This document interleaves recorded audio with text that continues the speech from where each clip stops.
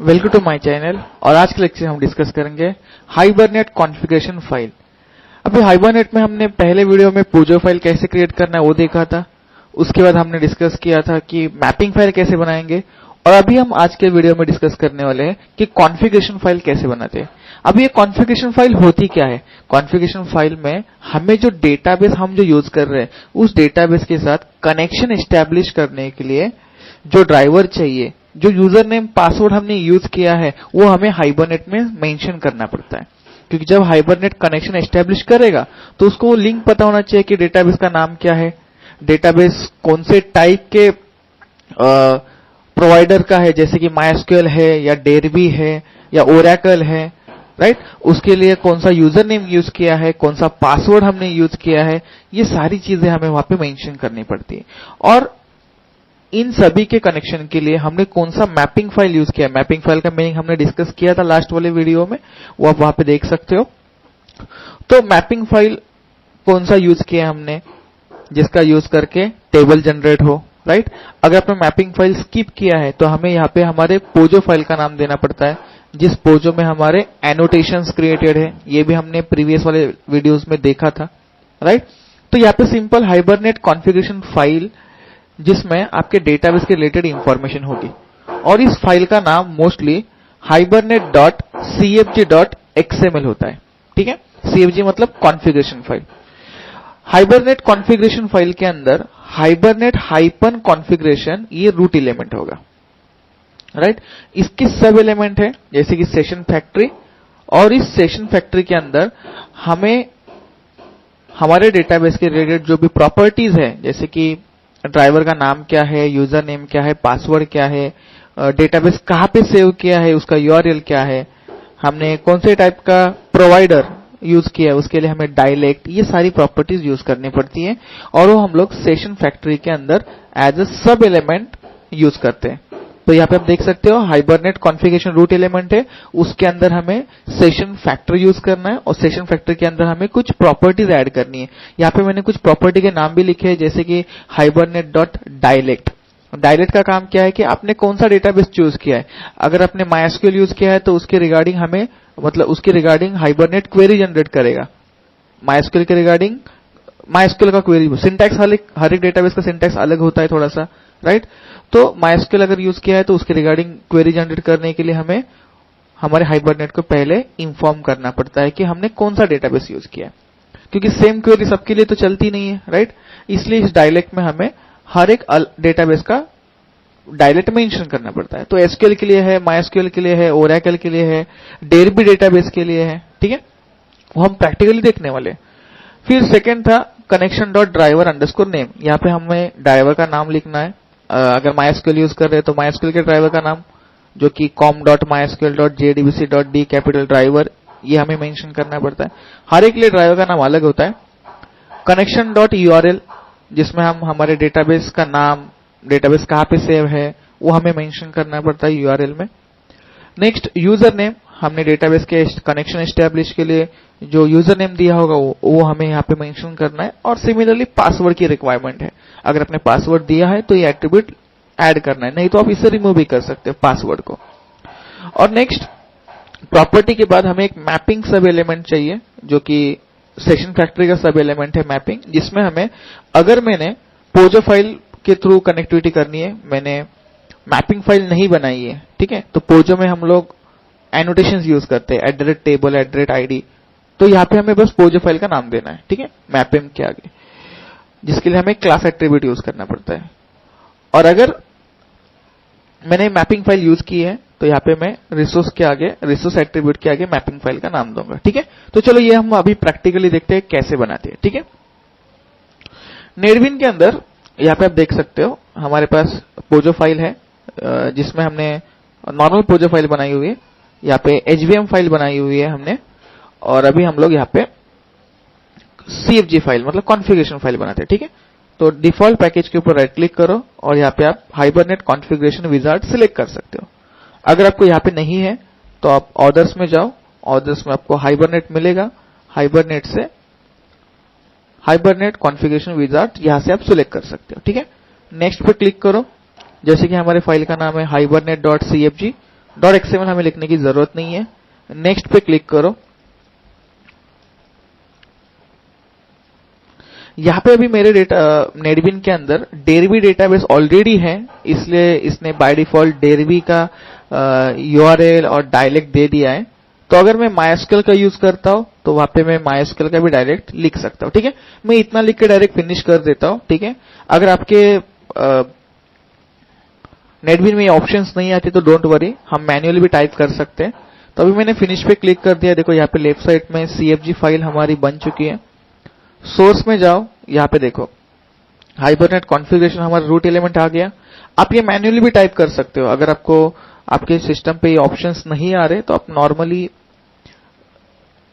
XML file बनाओ और उसमें ये आप नॉर्मली कोड टाइप कर सकते हो। हाइबरनेट कॉन्फ़िगरेशन, इसका सब एलिमेंट था सेशन फैक्ट्री, और इसके अंदर आपको डायलेक्ट के नाम लिखने हैं। जैसे कि यहाँ पे पहला प्रॉपर्टी है hibernate.dialect, इसमें हमने डेरबी डेटाबेस के डायलेक्ट का नाम लिखा है। याद रहे आपको, आप जो डेटाबेस यूज करते हो उस डायलेक्ट का नाम आपको यहाँ पे लिखना है।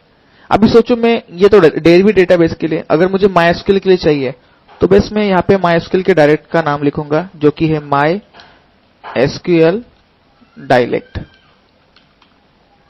बस आपको ये डायलेक्ट के नाम आपको गूगल पे भी मिल सकते हैं। आप ऑनलाइन आप सर्च करो, आपको डायलेक्ट के नाम हर एक डेटाबेस के लिए मिल जाएगा।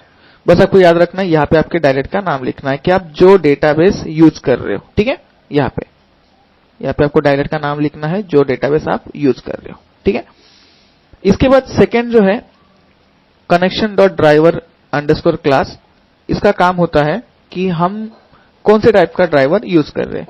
अभी ये जो नाम था वो डेरबी का था। ठीक है, तो अभी मैं तो यहाँ पे माइस्क्यूएल यूज कर रहा हूं, तो यहाँ पे मुझे बस माइस्क्यूएल के ड्राइवर का नाम लिखना है। ये भी आप नेट पे सर्च करोगे तो आपको मिल जाएगा। जैसे कि माइस्क्यूएल के ड्राइवर का नाम है com.mysql.jdbc.d ठीक है, और तीसरा जो हमारा होता है connection.url। ठीक है, URL मतलब आपका डेटाबेस है कहां पे। अभी ये जो लाइन है ये डेरबी के लिए है, इसी को मैं मॉडिफाई करता हूं। JDBC मतलब आप कौन सा कनेक्टिविटी यूज कर रहे हो, मैं यहाँ पे JDBC कनेक्टिविटी यूज कर रहा हूं, कोलन, उसके बाद आपके डेटाबेस का नाम। यहाँ पे डेरबी है, मैं माइस्क्यूएल यूज कर रहा हूं। ठीक है, तो माइस्क्यूएल इसको चेंज कर दूंगा, JDBC:/MySQL:/।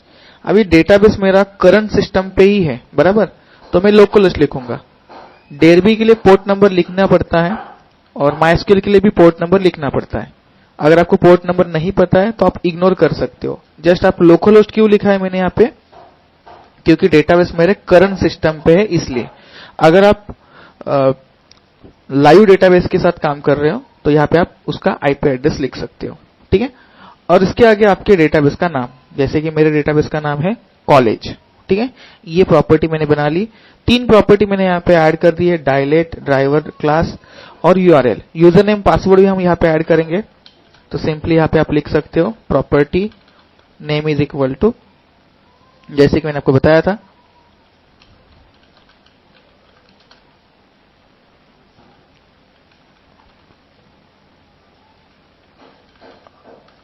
hibernate.connection.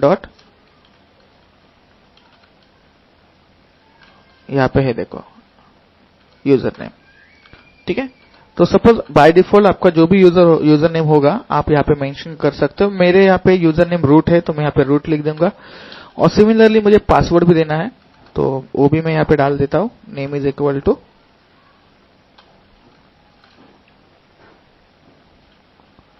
hibernate.connection.password। अगर आपके पास पासवर्ड नहीं है तो आप इसे इग्नोर भी कर सकते हो। ठीक है, तो सपोज पासवर्ड है 123, तो मैं यहाँ पे मेंशन कर दूंगा।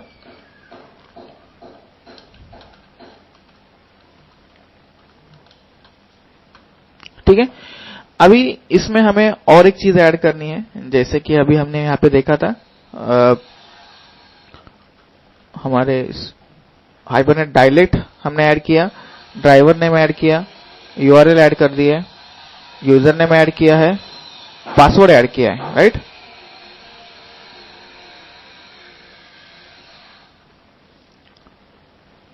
डायलेट ऐड किया है, ड्राइवर क्लास ऐड किया है, URL, user name, password.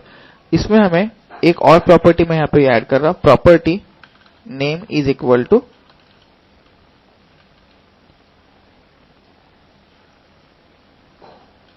hbm2ddl.auto। और इसमें ना मुझे अपडेट या क्रिएट ऐसे दो वैल्यूज पास करनी है। अब आप बोलोगे इसका मीनिंग क्या है, इस प्रॉपर्टी का यूज क्या होता है। जैसे कि हाइबरनेट में जो बना HBM मतलब हाइबरनेट मैपिंग टू DDL मतलब डेटा डेफिनेशन लैंग्वेज, मतलब यहाँ पे जो टेबल है वो हाइबरनेट मैपिंग फाइल यूज करके टेबल ऑटोमेटिकली बनेगा, .auto ऑटोमेटिकली बनेगा। और इसमें दो वैल्यूज है, क्रिएट और अपडेट।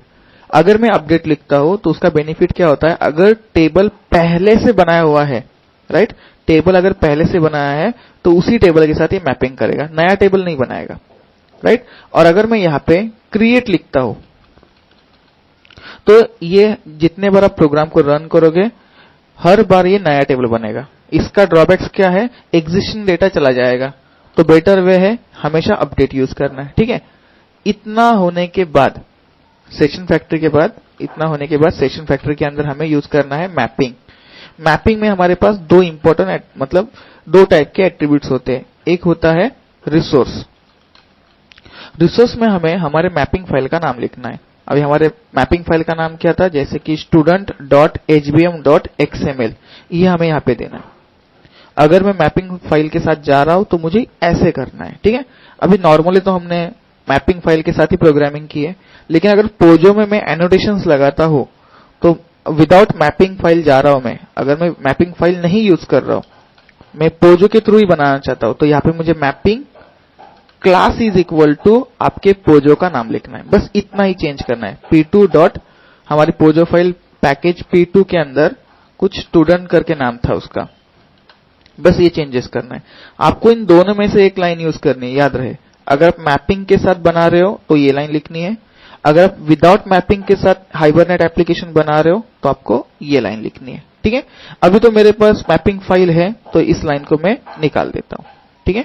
बस इतना ही आपको करना है, जिसके थ्रू आपका CFG फाइल बन जाएगा और आपका टेबल के साथ, डेटाबेस के साथ जो कनेक्शन करना है, जिसका यूजर नेम, पासवर्ड, कौन से टाइप का ड्राइवर आप यूज कर रहे हो, कौन से टाइप का प्रोवाइडर यूज कर रहे हो, राइट, इसके थ्रू आपको ये कॉन्फ़िगरेशन फाइल बनानी पड़ती है। होप सो आपको ये सब कुछ समझ में आया होगा। Thank you everyone.